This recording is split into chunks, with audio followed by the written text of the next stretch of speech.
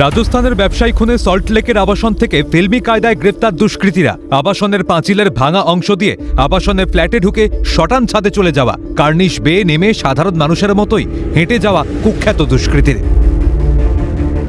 এই পূর্বাচল কাস্টারের এই যে পাঁচিল, যে অংশটি দিন 7 আগে ভেঙেছে বলে এলাকাবাসী বা এখানকার স্থানীয় আবাসিকরা জানাচ্ছেন, সেই পাঁচিল টপকে এই রাস্তা দিয়েই হুড়মুড়িয়ে ঢুকে পড়েন এক আবাসিকের ঘরে। এভাবে দুষ্কৃতী ঢুকে পড়ায় স্বাভাবিকভাবেই আতঙ্কে ওই আবাসনের ফ্ল্যাটের বাসিন্দারা। নিরাপত্তার অভাববোধ চোখে মুখে ফুটে উঠেছে ফ্ল্যাটের বাসিন্দাদের। সাংঘাতিক ব্যাপার, মানে আমরা তো ভয়ার কাল থেকে ওদিক কোনো দরজা জানালা যেটা খুলেও রাখি সেই ইয়েটাও মানে তালাটাও করিনি, মানে সেই যে বন্ধ করেছি সেখান থেকে খুলিনি। আপনারা এলেন? হ্যাঁ, সবাই সঙ্গে সঙ্গে সবাই এসে গেছিলো, মানে পুলিশ এসে গেছিলো, বাকি লোক মানে তখনই বেরিয়ে গেছে, সে সবই হয়েছে। কিন্তু এরকম ঘটনা কিন্তু আগে কখনো হয়নি। এই অবস্থায় আবাসনে আবাসিকদের নিরাপত্তা নিয়ে বড় সড় প্রশ্ন উঠেছে। আবাসনে ঢোকা বেরোনোর ক্ষেত্রে কি রেজিস্টার মেনটেন করা হয়? আপনারা রেজিস্টারে লেখেন কে এলো কে? হ্যাঁ, ওই তো দেখুন, আমি একটু দেখানোর চেষ্টা করব। এই রেজিস্টার খাতা, এই ভিজিটার্স যে রেজিস্টার খাতা, সেই রেজিস্টার খাতায় কিন্তু লেখা থাকে কে এলো, কে গেল, কখন এলো, কখন গেল, কোন ফ্ল্যাটে আসছেন, তার ফোন নাম্বার, এই সমস্ত কিছু কি পারপাসে আসছেন সেটা কিন্তু লেখা থাকে। সল্টলেকের আবাসনের নিরাপত্তা আরও জোরদার করা দরকার মানছেন ওই আবাসনের পদাধিকারীরা।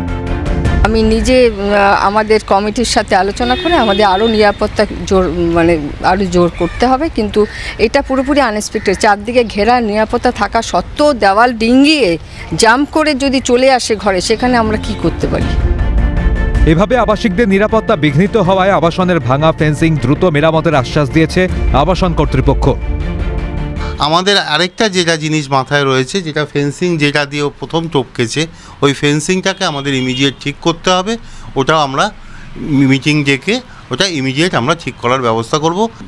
ইমিডিয়েট হচ্ছে এখন মিটিং একটা ডাকবো, ডেকে হচ্ছে তার কাটা তারটাকে আমরা একদম পুরো নতুন করে আরও একটু হাইট করে দেবো এবং নতুন করে সেটাকে আরও লাগাবো। ইমিডিয়েট আমরা মিটিং যাবো, কালী পুজোর পরেই আমরা মিটিং ডাকবো, কাটা তারটা বাড়াবো, সিকিউরিটি গার্ডদের আরও অ্যালার্ট থাকতে বলবো, বাইরের লোক সবসময় গেট দরকার হলে বন্ধ রাখতে বলবো, বাইরের লোক যেই আসবে খাতায় সই করবে, এন্ট্রি করবে, তারপরেই তাকে ঢুকতে হবে। কোনো সেলসম্যান যদি আসে সে যেন হেলমেট খুলে ভেতরে ঢোকে এবং যখন বেরোবে আবার সাইন করে সে বাইরে বেরোবে।